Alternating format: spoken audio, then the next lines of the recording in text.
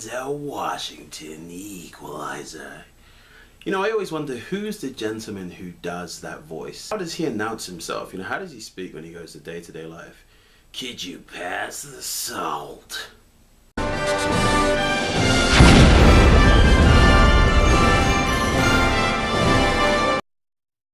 The Equalizer is a Denzel Washington movie because unfortunately Denzel Washington has been typecast. Who'd have thought it? You know, when you get to the late age of around 50 to, you know, your mid 50s, your late 50s, you know, you begin to do Lone Ranger action roles. And what I mean by Lone Ranger action roles are essentially you're a man who has, you know, a shady past or a shady history, or a man who has a particular set of skills, and you will find them and you will kill them. Okay, see Liam Neeson, Denzel Washington, you see Mel Gibson, Sylvester Stallone, Arnold Schwarzenegger, and we could just basically get into it. They either go really well or they go really wrong. A situation where this film has not gone really wrong.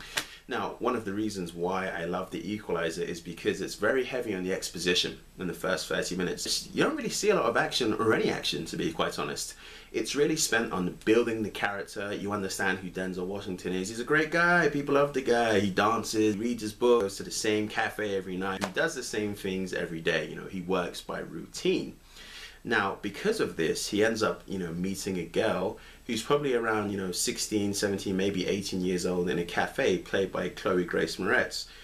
She's done some fantastic movies recently. Carrie, or Kick-Ass, I think it was Please Don't Go, Never Let Me Stay. Some lame, you know, tween romance movie that I don't think I had the displeasure of watching, thank goodness. And in this role, she plays a prostitute. She could have done any other role she could have done.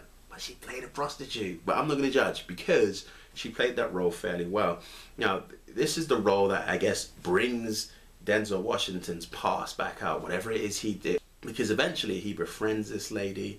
You know, they have a few small conversations, but nothing that's awkward. I mean, Denzel Washington is in his late 50s, so being too friendly, the police may have gone involved. They just become like friends. One day he walks her home. He kind of plays that father figure role for her, until one day she gets battered. I mean, beaten to a bloody pulp. Like, it's actually kind of raw. I remember seeing her in a hospital bed and thinking, okay, eating the popcorn, eating the popcorn, oh, she's still there, more popcorn. And then, you know, it closes on Denzel Washington. It's okay. That's how badly she gets beaten. And this is kind of what brings, you know, Denzel Washington, you know, out of his shell. And then from then it becomes a film where he's basically going out and battering anyone who's associated with or who had anything to do beating up this young prostitute. And now as the story continues, there are different bad guy characters that come out, different antagonists, about how deep this goes. You know, it goes beyond prostitution into other things. But there are some action sequences that are, you know, quite fantastic. The first action sequence, you know something's going to happen. And the dialogue before it happens is just great. You know, it's classical Denzel Washington in the way he delivers his lines. His facial expressions are, he kicks some serious bottom, and then there's a one-liner that he gives there, you know, as he leaves, which is just like, it's you, Denzel.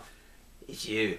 So yeah, you know, it's Denzel doing what he does best, kicking bottom and giving some classic one-liners. There are some great set pieces, and you know, for a mid-level action movie, there is some fantastic dialogue. Scenes where there was an action, I was really engrossed in what either characters had to say, and you know, how Denzel Washington was going to handle it. Essentially, it's Denzel Washington showing off, you know, how good he is at acting as a badass and kicking ass. So, I mean, if you really want to watch a film where Denzel Washington is beating people up, well, there's great one-liners where you clap your hands or have a smile or a chuckle, whatever you do, watch The Equalizer. It's a fantastic, a very simple, formulaic action movie, but it is absolutely worth it.